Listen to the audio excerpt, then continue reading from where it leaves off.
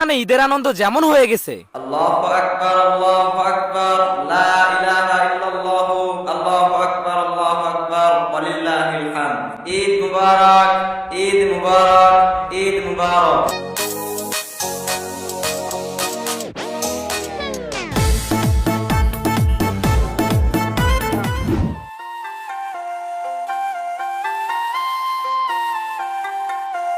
আগের মতো ঈদের মজা এখন আর নাই। আগে একটা সময় আমরা ঈদের নামাজের পর সে যে কি আনন্দ, ঈদের মাঠে দোকান বাচ্চা গাছা কুলাকুলি, সে অন্যরকম একটা আনন্দ।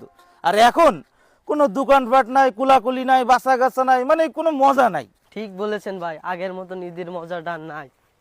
না হ্যাঁ বাবু, আরে কোথায় তুমি? তোমার বাড়ির সামনে আমি R15 নিয়ে দাঁড়ায় রয়েছি। তুমি কই? তাড়াতাড়ি বের হও। ওরা কেউ আসলো না, ঘুরতে যাবো না? তা তো আমি জানি নে, আসার তো সবার কথা ছিল। তা তুই একটা ফোন দিয়ে দেখ, আসে নাই। দাঁড়া, তানভীর একটা ফোন দি। দে একটা ফোন দে।